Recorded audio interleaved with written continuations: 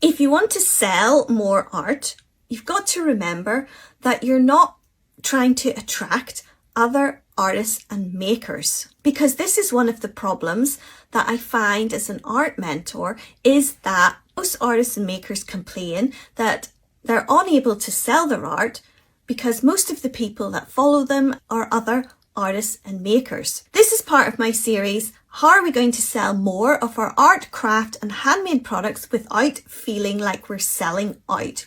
If you want to sell more of your art, you have to really start thinking about who your customer is.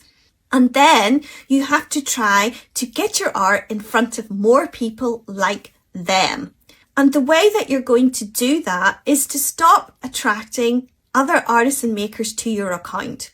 And the reason that you're doing that is because you're aiming your content at other artists and makers, because you're showcasing your art from your own artistic lens. You're thinking about, this is how I've made my work, these are the materials that I've used, this is how long it's taken to make, this is the processes behind it. Now, you still need to be showcasing that. I think that that is very much a part of our artistic journey and something that, yes, we do need to highlight in our content. But that is storytelling content, and it's what I would call more like nurture content. If we want to then sell our art, we have to learn to get into selling mode. And the way that we're going to do that is to physically think about who is our customer. Now, I say this all the time and people look at me blankly, and you don't go away and do the exercise. But I want you to really think about and write down in a notebook, what type of person is going to buy your work?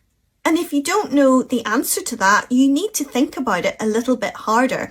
You might want to start by thinking about, well, what is someone going to physically do with my art? So your art does not finish its journey when you have finished your piece. When you have finished that piece of art and photograph it and go, hey, look at my lovely art that's for sale. That is the start of its journey. It's the end of its journey being made with you, but it's the start of its journey being sold and going to a customer and living its life with that customer. I want you to think more about what is the type of life that it might lead after it leaves you, because that is what you want to showcase in your content, because that is going to attract more of those customers to you.